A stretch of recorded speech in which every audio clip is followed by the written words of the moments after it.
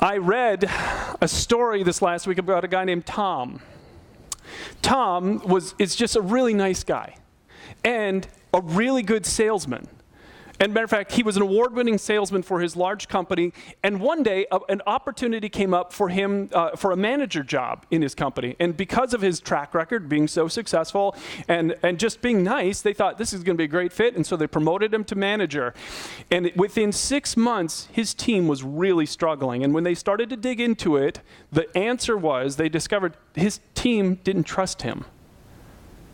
They didn't trust him. So the result was they weren't performing at all. They were showing up and still collecting their paychecks, but they weren't really engaged. Now, Tom, being a nice guy and very successful, was so confused by that because he's like, why don't they trust me? Why don't they trust me?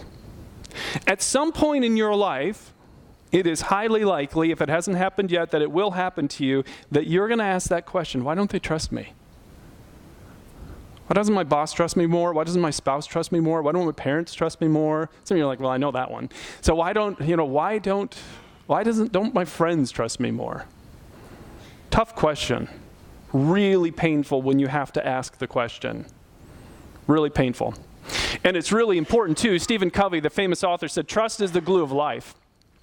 It's the most essential ingredient in effective communication. It's the foundational principle that holds all relationships. So let me ask you, is communication important in relationships? Right. It's most essential. You want to have a great communication with your spouse, your friends, then trust is essential. Because if they don't trust what you're saying, right, they won't believe you. Your relationships are held together based on trust. And your ability to build trusting relationships is going to determine what kind of relationships you have. Isn't it true in America every single day in America, romantic relationships fall apart because there's no trust? Because trust is the glue. I was talking to one of my oldest friends recently.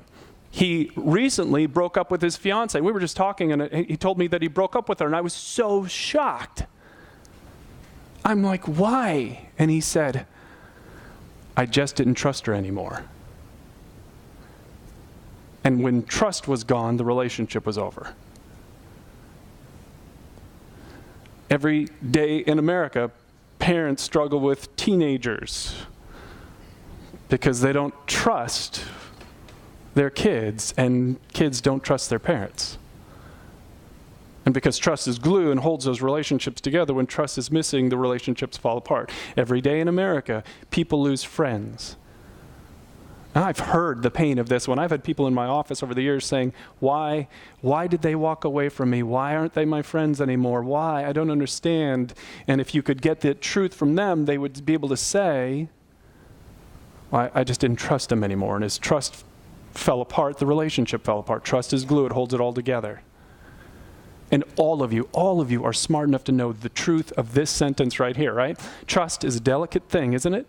It takes a long time to build trust, and you can blow trust in a matter of moments, right? Isn't that true? You can destroy trust so easily. And yet it's essential. You can't have great relationships without it. So, how do we get better at this? How do we become a person that people can really trust? Well, a couple of years ago, I was at my office. They introduced this book, and they were talking about trust, and I read some of this book on trust, and I thought at the time, man, this would be really good to look into. In my career, I have never, ever done a whole series on trust. And I was so struck by it, I thought I should study this just for my own effort. At the time, I wasn't teaching anywhere. But then, when I started teaching again, I'm like, okay, now I'm going to do a series on that because I was really prompted to. And so in my reading, I came across this book, Ken Blanchard's book, Trust Works. If you want to read a really good book about the issue of trust, grab this one.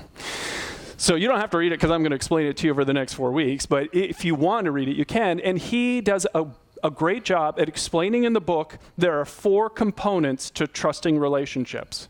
And you can be really good at 3 of the 4, And you're just missing that fourth one, and that explains why your friendships aren't close, why your marriage isn't close, why your parenting relationship isn't close. It'll explain why you're not a good salesperson, because that's all based on trust. It'll explain what's going on.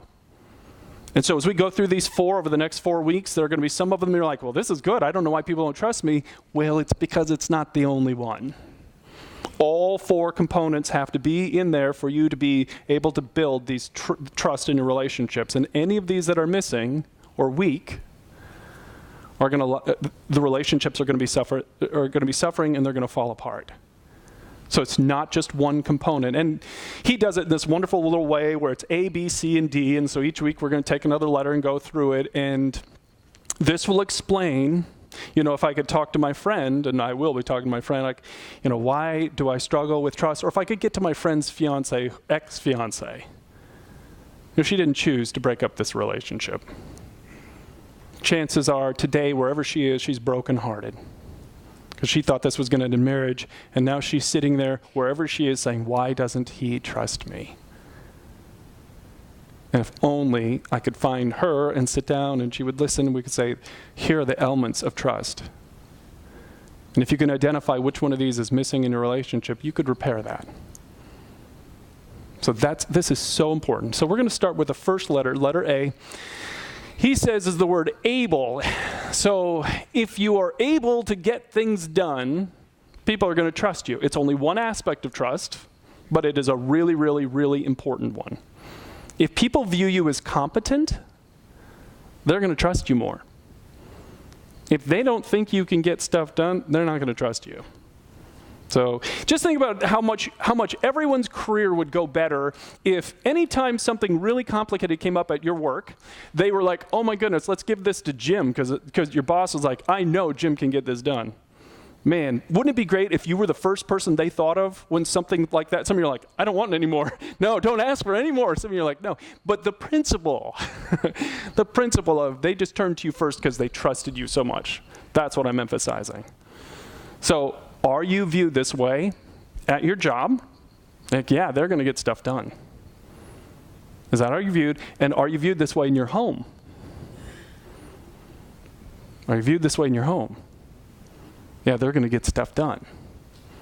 So this is really, really important. So we're going to talk about what all of this means. There are key elements to this. So we're starting this new series called Trust Me. We're going to start with trust issue number 1, and that's the word able. Would you please open your program? Inside you'll have these notes. Grab a pen. Write these. You're going to want to write some things down as we get into this day. Welcome to those of you who are watching on YouTube. We're so glad that you have decided to open this video and follow along. You have the notes in the comment section below. We'd love to have you open them up and follow along. Let's get started. 4 elements of being able. Number 1, you better fix your problems.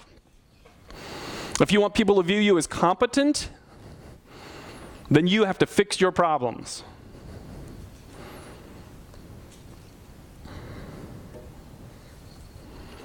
Now, one of the things I did when I was prepping this series is I made a list. In almost 3 decades of teaching in churches, I have had over 30 people work for me.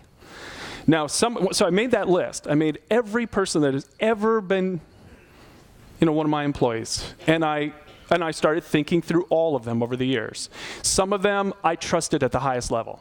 I mean, I really loved working with these people. Very strong relationships of trust. Some were, moderate employees. And then there were some I didn't trust very much at all.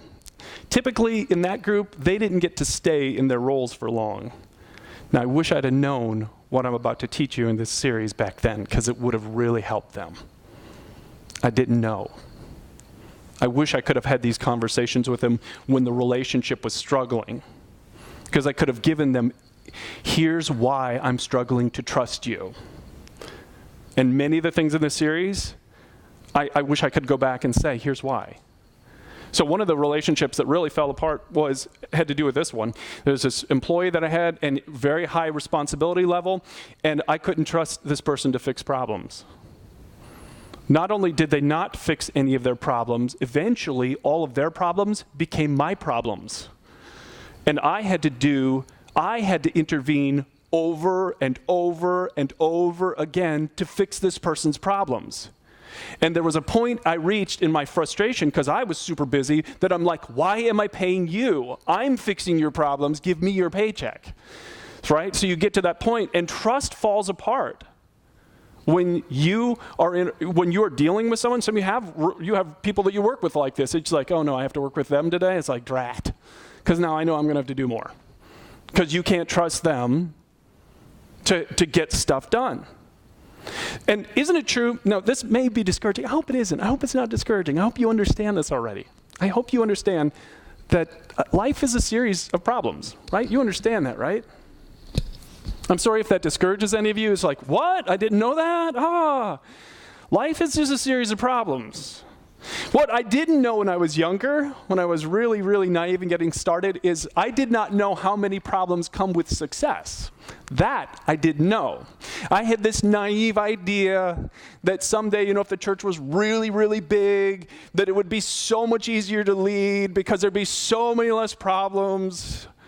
Oh my goodness, what a wake-up call I had. Because the reality was, as the organization grew, the problems grew. And all of a sudden, it's true, some of the problems went away, but many, many new ones emerged. And the complexity of it was so challenging. And my ability to lead was, people's willingness to trust me was directly dependent on how good I was at solving the problems that were coming up. If they felt like they trusted me to solve those problems, they would stay. But the reality is what I saw in years and years and years and years in that role is the day they stopped trusting me, that was when they really started looking for another church. And it's rooted in this ability, can you solve the problems that come up? Now, this has always been how it is in the Bible. In one of my favorite stories in the Bible is the story of a man named Daniel. Daniel was able to be an advisor to the king of Babylon. Matter of fact, multiple kings in his time there. And if you want to know what made him so successful and so trusted by the kings of Babylon, you look at this verse. One time one of them called for Daniel, and it said this. He did this because Daniel was found to have a keen mind and knowledge and understanding, and also the ability to interpret dreams, explain riddles, and solve problems. And solve difficult problems. And here's what I want you to know. If you will develop this skill and you will fix the problems in your work, in your family, in your home, then you will be trusted. Now, there's a challenge with this one, though. It's not just about, some of you are like, but Brian, you don't know how complex the problems are at work, and I don't have a lot to say over them. I mean, I'm not the HR person hiring these people. I'm not the trainer. I'm not in the role. You don't know the complex problems in my family. Got it. I understand. Some problems are really, really hard. And when you're talking about a really, really difficult problem, and it's not even in your area, then you need to understand there's another aspect to this that can cost you trust, and that's what's your attitude toward these challenging problems? Because look at what he says in his book. It may be tempting to throw up your hands and surrender at every obstacle, but it's not going to inspire people to trust in your ability. Problem solving is as much about attitude as it is about behavior. And unwillingness to pitch in and help is often at the root of failing to solve problems. Isn't that true? Have you ever worked with someone who they not only tolerated the problems that were all around them, they complained about them all the time? I'm doing nothing, and I've got a bad attitude about doing nothing. Isn't that a lot of fun? And if you let a bad attitude develop toward the problems in your job, and every job has problems, now they're really going to stop trusting you. Because it's not just about your ability to solve it, it's also about your attitude toward the problems that exist. Because we all know, you will never solve every problem in your family, in your home, in your work, ever. Never be. Cannot be done. So these are the two issues. Passivity toward problems, well, this is just how things are, and they'll never be different, you don't even try, and a bad attitude toward those problems. Do you see any of these in your life? Do you see any of these in your life? Are you being passive about problems that you know you have in your family, you know you have with your kids, you know you have with your finances? I'm just being passive. Or have you allowed a bad attitude to develop towards the problems? And people around you, especially your coworkers, hear a lot of complaining. I don't see any effort. One of my favorite employees over the years, was a man who had a very large amount of responsibility. And I knew anytime anything came up in this man's area of responsibility, if I sat down and talked to him, put it on his radar, I never needed to worry about it again. I never needed to worry about it again. I knew he'd get it done. I knew he would figure out a way, and I knew that he would do it on a limited shoestring budget because we just didn't have money for it. And he would figure it out, and our nickname for him was the Cobble King because we knew he would just figure out a way to make that happen. Do you know how wonderful that was?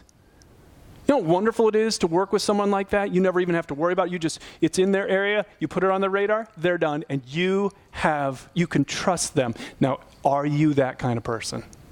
Is that how your boss and manager views you? Is that how they view you? They can just put it on your plate. They know it's going to be done. Because this is what builds trust. You try, and you keep trying, and you maintain a good attitude while you're trying. Fix your problems. First thing that will create trust in your relationships. The second thing is you got to develop your skills. Number 2, develop your skills.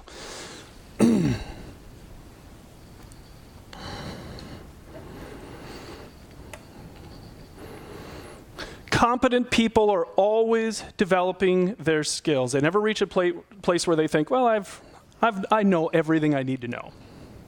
They're always pushing to learn more. So let me give you another example of a time when I was dealing with someone. One day a staff member came to me and they had a very specific role and they were in the right role for them, and they asked to move into this other role. They wanted to expand their job so it included this other element, and I said, I'm willing to try it, so go ahead and give it a try. They gave it a try, they brought me back the end product, and it was really poor. And I had to give them this direct feedback and say, that's not good enough for what we need it to be. They got so mad at me. So mad at me. It's like, well, how can you say it's not good enough? It's like, because I get to say what good looks like. And I was able to give examples. See the difference between this and this? This is what good looks like. This is what I need it to look like.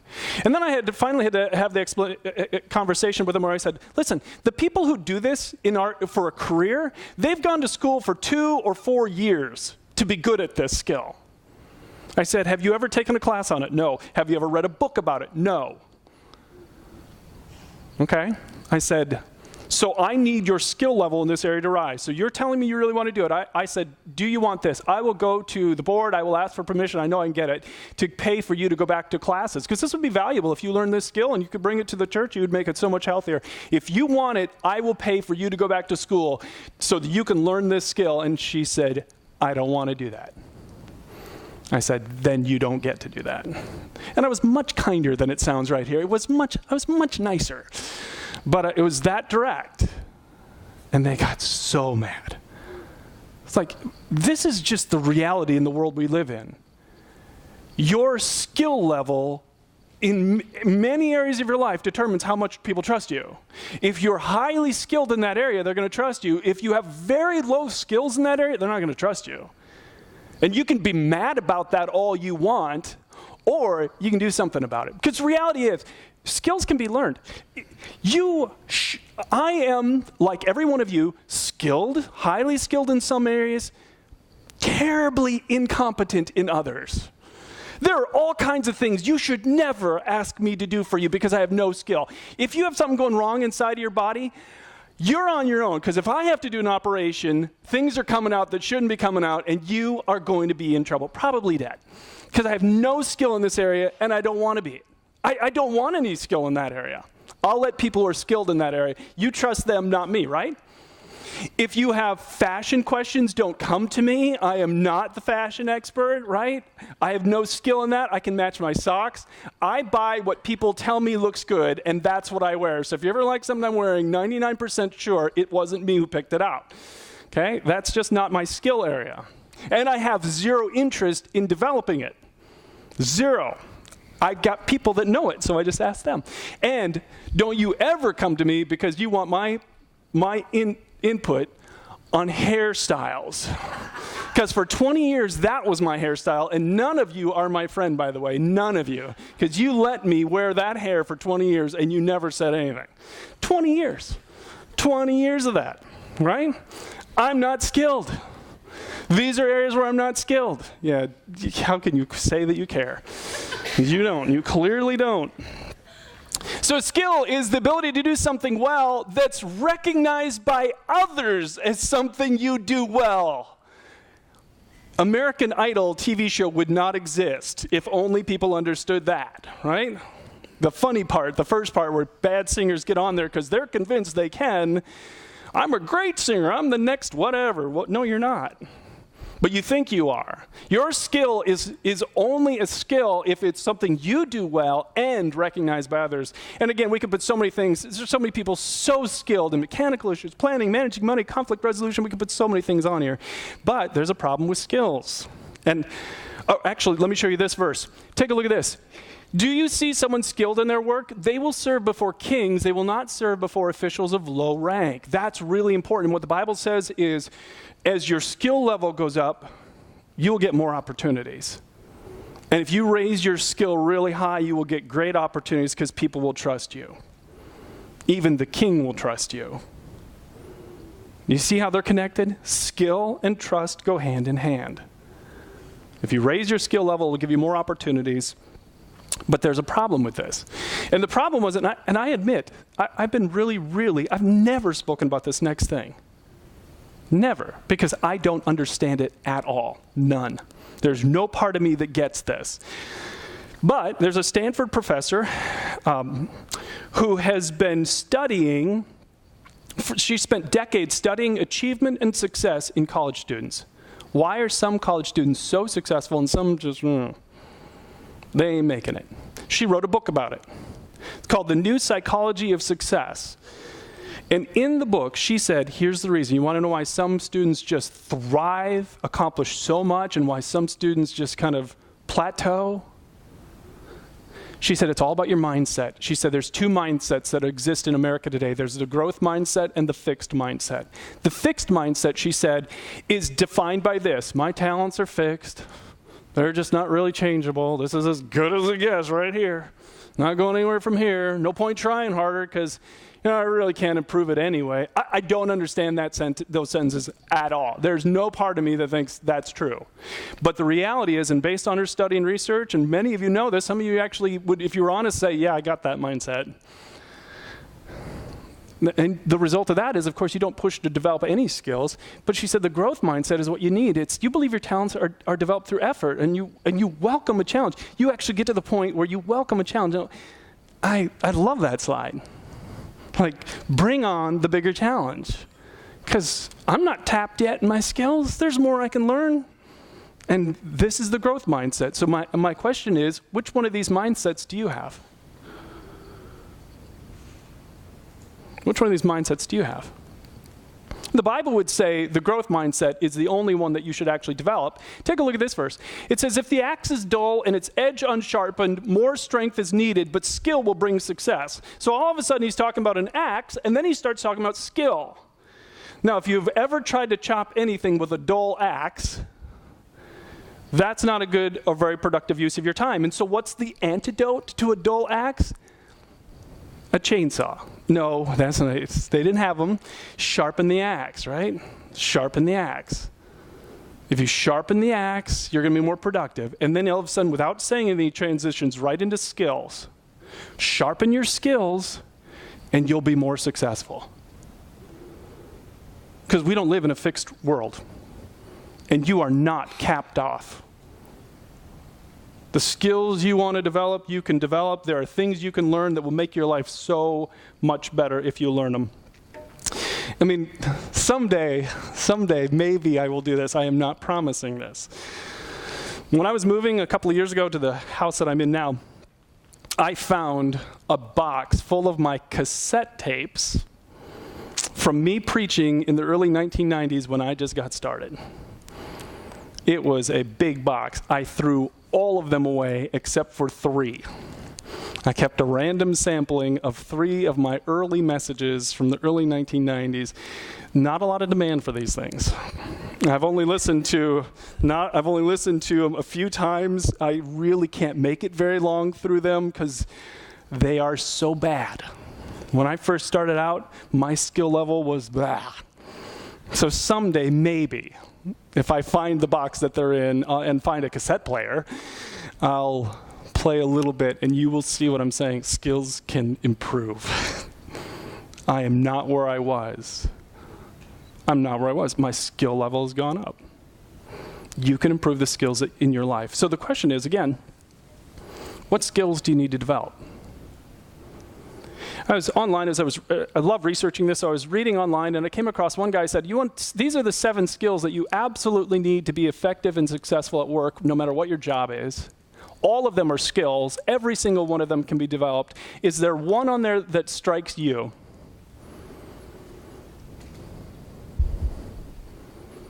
Is there one on there that strikes you? Again, all of them are skills. All of them can be developed. So the question is, what then do you do? What's your plan for developing the skills in your life? When I was setting goals at the start of this year, there are 2 areas in my life that I really want to get better at. One of them is on relationships in general. I want to get better. I can gain more skill in relationships. And public speaking. I've already bought 2 new books, can't wait to read them, because I can get better. So I can take my skill level higher. What are you focused on developing in 2019? Any skill on there that's holding you back? You want people to trust you, develop your skills, fix your problems. Then third, I'm only going to briefly talk about this one, use your skills now to help other people. Use your skills to help other people. The goal of your skill development isn't just so you can make a lot of cash. It's also about serving the people around you. Isn't this statement, again, right from the book, isn't this true? You might be the most talented, experienced, skilled person in the world or the smartest guy in the room, but unless you share your gifts with others, you're not going to win people's trust. Be generous with your knowledge and skills, because when you extend your gifts to others, you let them know that you care, and that builds trust. Have you ever been in a situation where anytime you needed help, you had to go and ask this certain somebody, and every time you went to them for any question, they treated it like the worst inconvenience of their life? Then you just finally, we've all had this. If you worked anywhere for very long, you've had this experience, and finally, I'll figure it out some other way, because I am not going to go ask them again. That's just an awful experience. You don't trust people who act like that. You don't trust them. So again, what's going on in their lives is, there are 2 types of people in the world, right? Givers and takers. They don't fall into the giver category. But givers are defined by certain things. They give attention, they give resources, time, they give opportunities, they give help. Now, this is really important for my Christian faith, just so you know. This is important for those of you who say you follow Jesus, because there's no doubt about it, Jesus expects that we would be givers in our workplace. That we will give all of these things to the people around us. No question about it. Matter of fact, theologically, this is really significant. Do you know that in the Bible it says that when God made you in your mother's womb, as he was forming you, the Bible says that he created you with a plan in mind, with multiple plans for your future. Because he knew what your future was, he built you with certain talents and abilities and skills. There are certain things that when you do them, you can be the best in the world at them. He made you that way. You can be fantastic. You can really raise your skill level in these areas. And some things that no matter how hard you work, you're never going to be very good at it. Right? He built us all unique like this with a plan, and his purpose was that would use that to make a lot of money? Well, no. He said this, each of you should use whatever gifts you've received to serve others as faithful stewards of God's grace in its various forms. So, is that the attitude you bring to your workplace? I have knowledge, I have experience, I've got talents, I've got abilities. And I know that part of what I'm doing in this place where I work is to bring that knowledge and experience and share it with the people around me. That's someone you can trust. You're developing your skills, and you're also using your skills to help the people around you. That's all I have time for on that one. But if you don't know, some of you are like, I have no idea how I'd even do this at my job. Then here's all I'd say to you. Would you pray and say, God, show me how I can do this at my job? Bring someone in my life who I could pour into, who I can help along the way. Just pray that. He knows what he's doing. All right, now the last one that I want to talk about, really fun one to talk about, is this. Do your best at whatever you do, okay? Do your best at whatever you do. There's people we trust, they just do their best.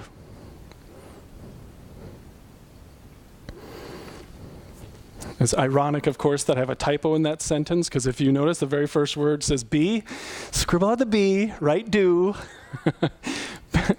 I'm talking about the best and I screw up. Anyway, do your best at whatever you do. Now, take a look at this verse. It says, through laziness, the rafters sag. Because of idle hands, the house leaks. So the imagery is like a guy laying on a couch and it's raining and it's dripping on his forehead. And it's like, someday I should fix that. Okay? Some of you have been in homes in the past where that was kind of the attitude of the people in the home. They let the roof leak. They didn't do anything. Did you trust them? Did you trust them to get stuff done? Bad, right? Really bad. Trust goes down with laziness. We don't trust lazy people.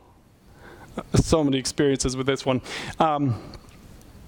One time, a long time ago, I had a car break down. And there was something in the door, and so I took it to a mechanic.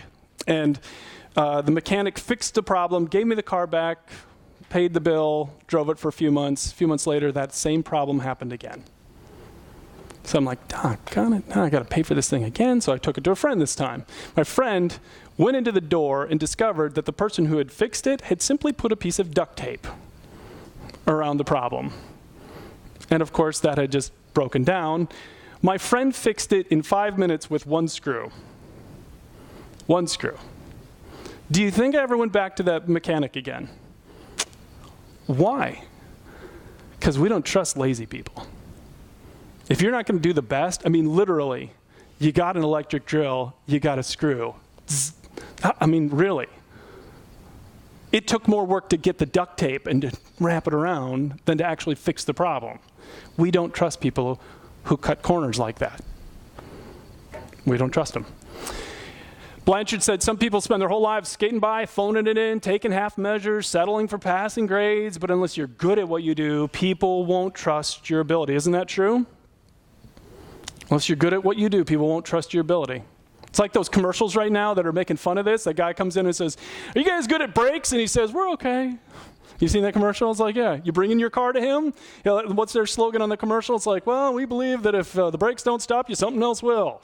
It's like, right? You bringing your car to that person? No. You don't trust that attitude. You want someone who says, yeah, we're the best. We are the best in the city of fixing brakes. Okay, you can have my car.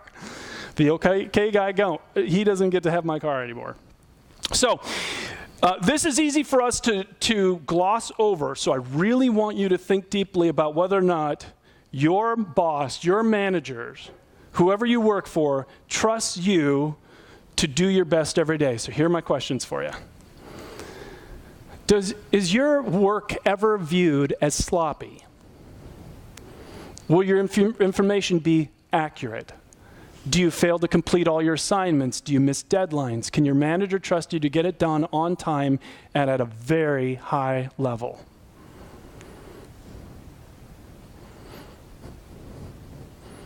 Do you do your best? And they just know, I don't have to think about it, it's Brian, he's going to do his best. Is that what they think about you? Now, as a follower of Jesus, again, this one has huge spiritual significance, and I need to show you this verse. Colossians 3:23 says, whatever you do, by the way, whatever you do covers whatever you do. So whatever you're going to do tomorrow for work, if you go to work on Monday, it's covered in that first part. Ready?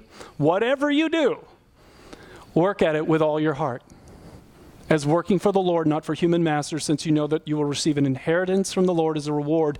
It is the Lord Christ you are serving. Now, so much significance in that verse. Look at this first part. If you have a pen, you want to underline these things as I underline them on the screen. First off, work at it with all your heart.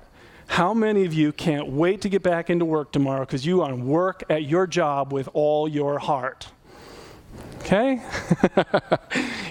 Some of you, yeah. Some of you, right?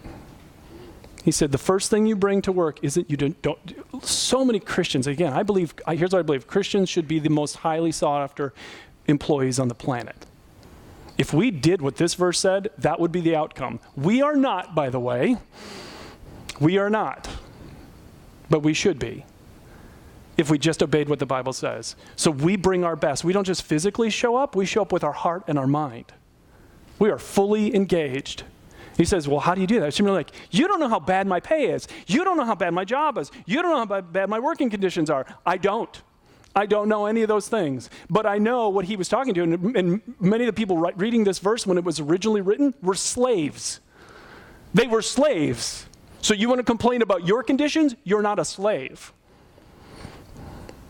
And he expected this of slaves. So we're way above slaves. So he said, you bring this. So the first thing is, Monday morning, you bring all your heart. Now, how do you do that? 2 things you remember. First, you remember that God takes your work personally, and he will reward that effort when you see him. Now, that underlined sentence should mean so much to you if you are really spiritually engaged. The Bible makes it this point over and over and over again. Don't live for this world. Don't live for this world. Don't live for this world. Don't live for this world. Don't live for this world. And we live for this world. That's what we do. We make it all about more money and a bigger house and nicer things as if we're going to live here forever. And he says, you don't live here forever. Someday you will die. And in that moment, if you follow Jesus, you get to be in the presence of God Almighty. And he says, if you've done this first thing, if you've worked at whatever you do, Pizza Hut, it doesn't matter to God. It doesn't matter if you're making subs. It doesn't matter. If you're working at it with all your heart, then when you stand in front of him, he says, oh my goodness, I can't wait. I'm so glad you're here. Let me reward you for the work that you did. Because of how you worked. You worked at it with all your heart. That's supposed to mean something for people who say they follow Jesus. That sentence is supposed to be compelling for us. And it'll be compelling to you if you think about the fact that this isn't our home, that's our home, we're headed home. And if you lost sight of that, that sentence just doesn't mean a lot to you. And by the way, if it doesn't mean a lot to you, something's wrong, something's off spiritually. That's not a good thing if it doesn't, because that's supposed to mean a lot. But then he says, here's the other key thing. So you remember, God rewards your work at whatever you do. But he also says, you keep this in mind, that God takes it personally, that when you are working tomorrow, when you go to work tomorrow, he said, act as if it's Jesus himself asking you to do whatever you're doing. Because if Jesus asked me to run that report, you know what my attitude would be? Oh my goodness, of course I will. If Jesus asked me to file all this stuff, my attitude would be like, Jesus, whatever you want. You want me to do that? You got it, Jesus. You want me to go make coffee for you, scrub a toilet for you? You got it, Jesus. Whatever you want, you got it. He says, you shift your focus. Some of you are like, well, this won't be hard. My boss acts like God anyway, so I can make this shift, right? So he said, yeah, you make the shift in your mind. I'm going to pretend that everything I'm asked to do today, Jesus himself asked me to do it. And I'm going to work at it with all my heart, doing the best that I can. And God says, I will reward that. So then the interesting thing about this one is, God trusts you with your work. God trusts you with your work. Can God trust you with the work you're doing? Because he sees you doing the best at whatever you do.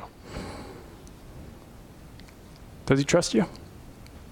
I had the privilege of working with so many great employees over the years, so many great employees. There were several that I knew that I could trust completely. One of my favorite employees over the years, I knew that if there was anything in this employee's sphere, not only would it get done, but it would be done at the highest level. It would be done as perfectly as this person was capable of doing it. No matter what it was that this person was asked to do in their field, it was going to be done at the highest level. So again, the result was, as an employer, I didn't have to think about it. I knew I spent zero time worrying about anything in that person's area because I could trust them, because they always did their very best. They worked at their job with all their heart. Are you that kind of employee? Is that what you bring to whatever you're going to do this next week? You work at it with all your heart because you're serving Jesus, not men or women. All right, if you're a follower, and now at the bottom, let me show you this. At the bottom of your notes, you see these little quizzes. These will be more important as we go through the weeks of this, because this is only first issue. Letter A, we got B, C, and D to go. If you want to know how to build trusting relationships, if you want to know what's costing you trust from relationships, this is only one aspect. We got 3 more to go. But there's some quizzes at the bottom. You can type in that very long thread. Sorry, I don't have any way to make it shorter, but you can go in. One is a quiz for you where it'll tell you how you're doing on these areas. You can kind of do a self-evaluation, which is about as helpful as it is, any self-evaluation. How honest are you going to be? But the other one is a quiz for you to give to people who really know you well. Hey, so would you evaluate me in these areas? Now that's helpful, because now you'll get some honest feedback if they trust you enough to give you honest feedback without any consequences. So again, that's what those are at the bottom. There's so much more to come. But let me ask you this again as we finish this up today. How competent are you viewed at your work? Are you viewed as able? What's your attitude toward the problems that you're going to face tomorrow morning? What's your attitude? You're trying hard, and you're maintaining a good attitude to those problems. What skills are you developing? What are you going to be working on in 2019? What are you trying to develop?